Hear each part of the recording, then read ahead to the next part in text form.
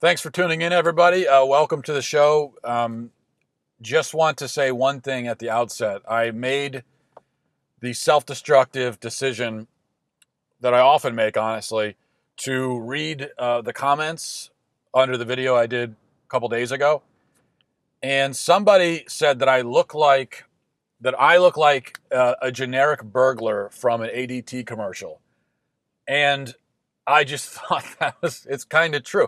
I don't know how that's true or what. I don't really, but yeah, I think he kind of nailed it. So I only bring that up just to say that I, the problem with all the insulting that goes on the internet and in the comment sections of the videos I do and the articles I write is that the insults, there's no imagination, no creativity. And so it's very rare that I read one and I say, wow, well, well done. Well done on that insult. So all I'm saying to the trolls is just step your game up a little bit. That's all. Now, I wrote something yesterday on this subject, and I want to expand upon it a little bit, elaborate. I was thinking about the subject after reading another article about the so-called decline of Christianity in America, and I don't remember where the article was from, but it was pointing out how now today 70% of America is Christian, and that number is significantly lower than it's ever been in history. And that's where the decline, the so-called decline in America is happening, or so they tell us. But that's not really the problem. There is a problem. There's a big problem in American culture and with the church and with Christianity. Christianity is declining in America, that's for sure. But the problem is not with the 5 or 10 or 15 or 20% that we've lost over the decades. The problem is within the 70% that we still have. We say that 70% of America is Christian, but there's something seriously wrong with our 70%. Because if 70% of us were, now that might be a smaller percentage than at any other point in history, but 70% is still a large percentage. And if 70% of us were really authentically, substantially Christian, well, then our culture would be in pretty fine shape. We would see that reflected in the culture, wouldn't we? When we look around, we would see that, okay, wow, we are still a Christian culture with 70% of us Christian. But we don't see that. We're not a Christian culture, even though we are a Christian population.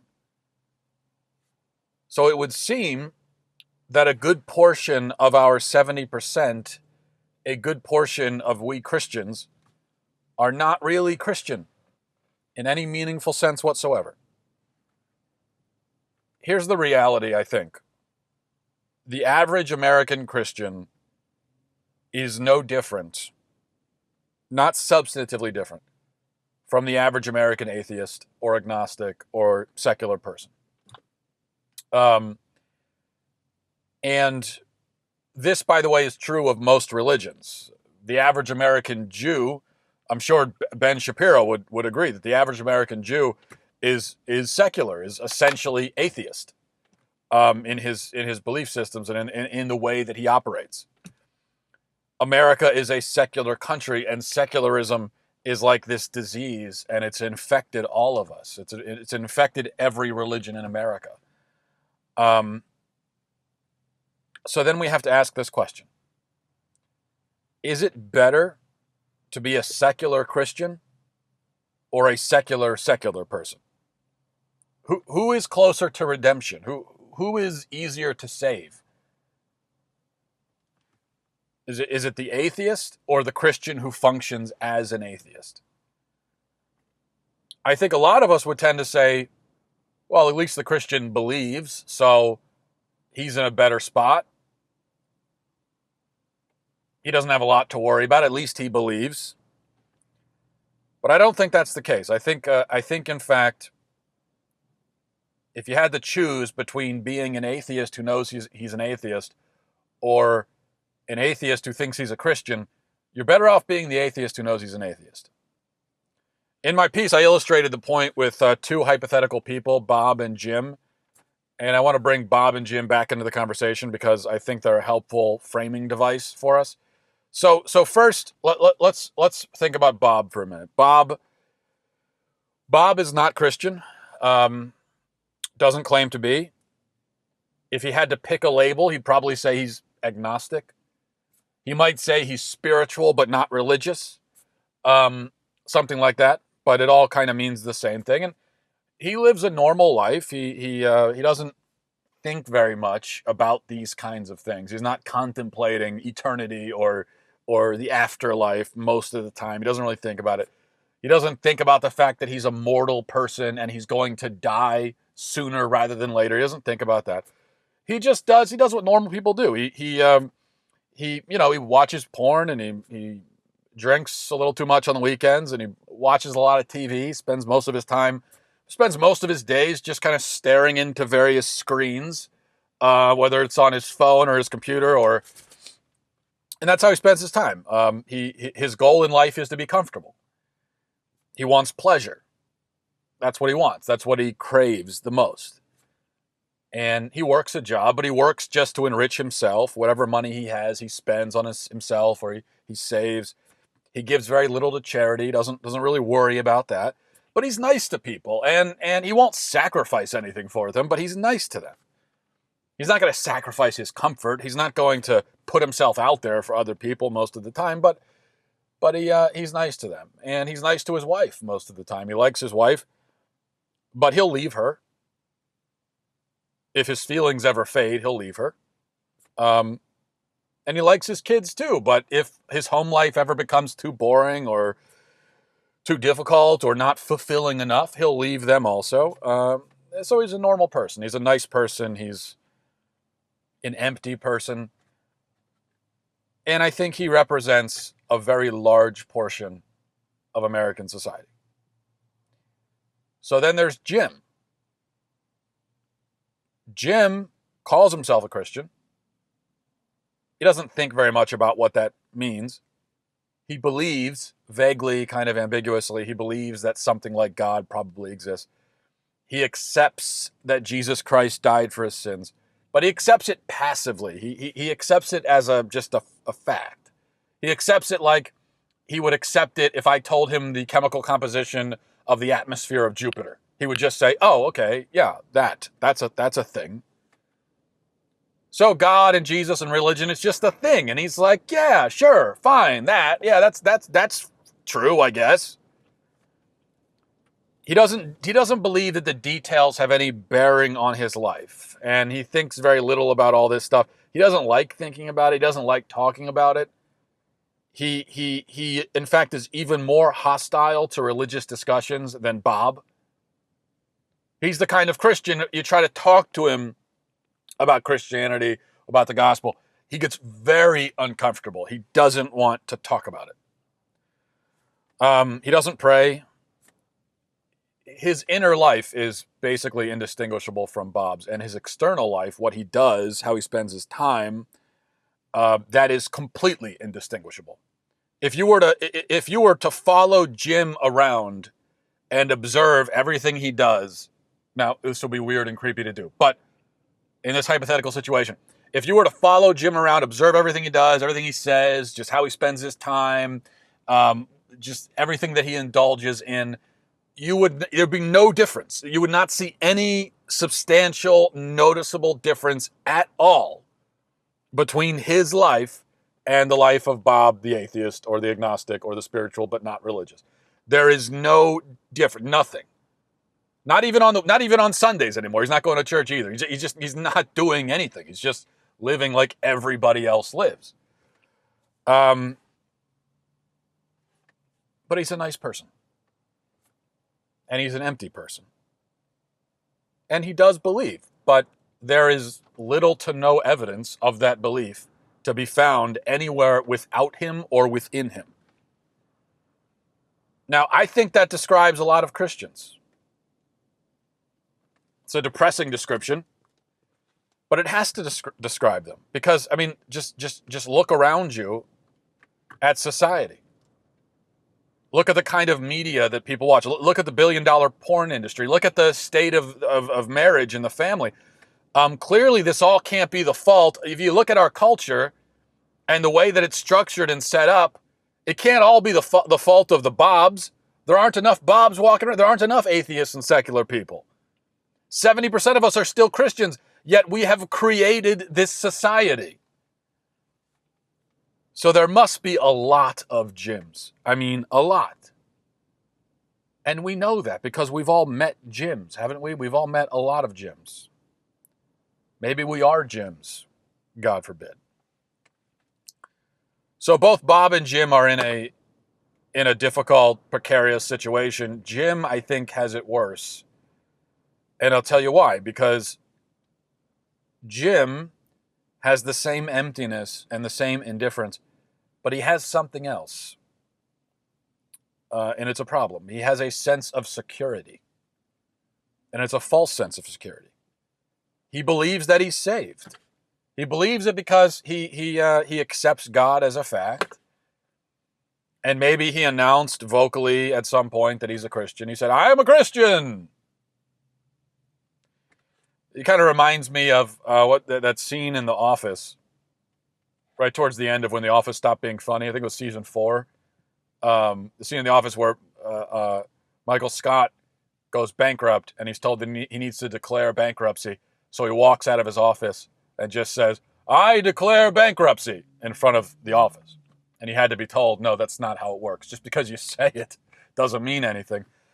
And just because someone says they're a Christian means nothing. Those are just words. It's just air coming out. It's just vocal cord vibrations and air and then going out into the ether. It doesn't mean anything on its own. It's just, you might as well announce that you're a dolphin. It doesn't mean anything necessarily. Bob, on the other hand, is honest about who he is and what he believes. He knows that he's rejected God. And so we could pray that maybe he'll be like the prodigal son. He'll hit rock bottom. He'll find himself sleeping in the mud with the pigs, figuratively speaking, or maybe literally. And then he'll look around and he'll say, what's happening to my life? What's going on? What am I missing? Something big is missing from my life. What is it? And from there, we can hope that hopefully he begins the ascent. He begins the ascent into hope.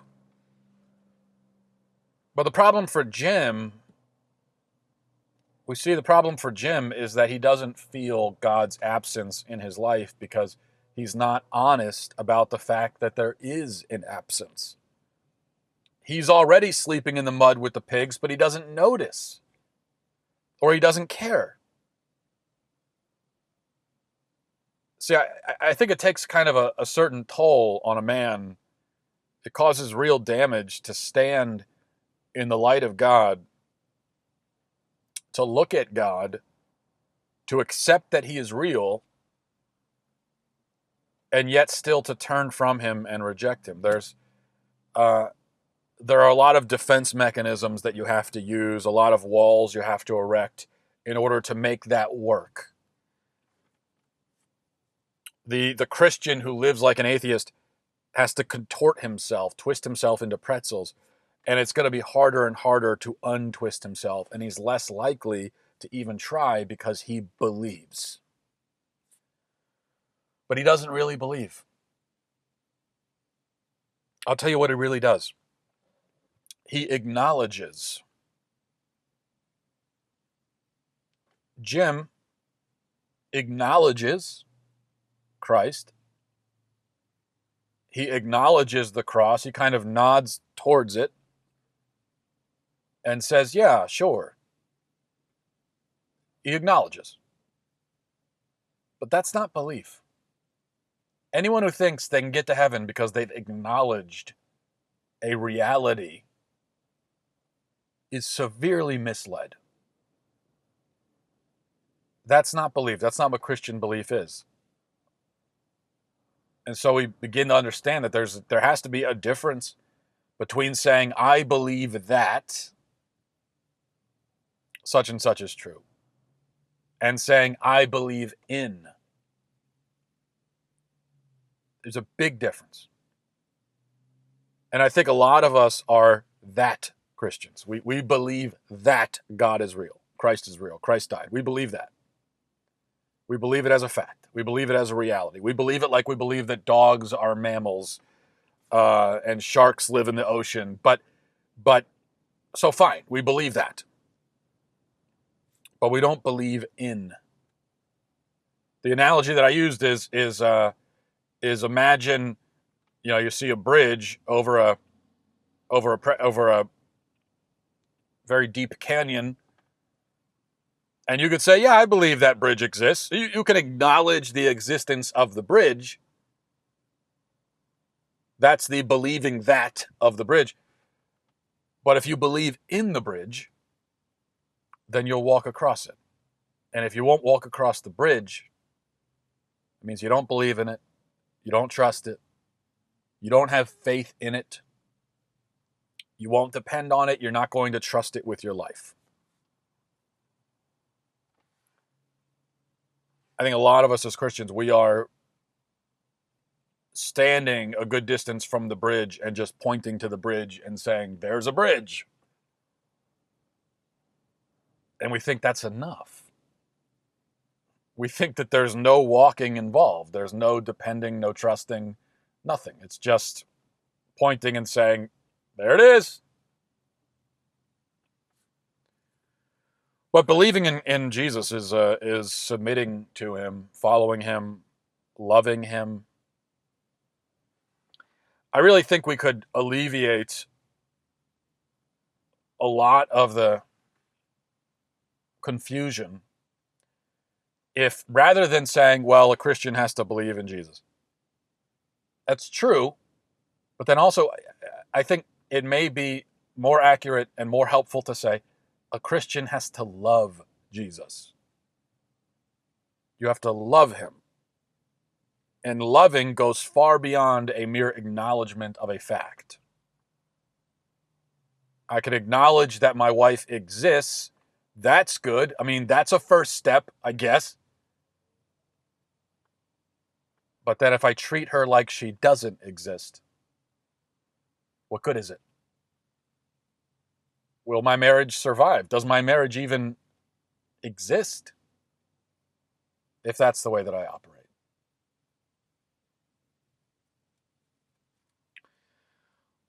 So that's what it is. I think we believe that. We haven't graduated to the in. And for that reason, I think in the end we end up being even worse than those who don't have that or in. Far worse, because it's one thing to deny that Christ is real. It's another thing to accept that he's real and then refuse to submit to him, because that is pride. I mean, that's the worst thing of all. That is a willful, conscious rejection. It's literally what Satan did. And we know that Satan is not an atheist. That's the problem we always run into with the Christians who think that all we got to do is just believe a fact. Just acknowledge it. How do you explain Satan? Why is it Satan? I mean, it seems if that's the case, then a great injustice was done to Satan. Because Satan knows. He does more than believe. He knows. He believes more than any of us. He knows for a fact. And yet he's still in hell. And why is that? Because he refused to submit. He knew the fact, he knew the reality, he accepted that, but he didn't love God. He refused to love. He refused to believe in him. He refused to be in God. And so I think it's if we're looking at Bob and Jim, I think we would have to admit that Satan is much closer to Jim than he is to Bob. And so unfortunately Jim is much closer to him.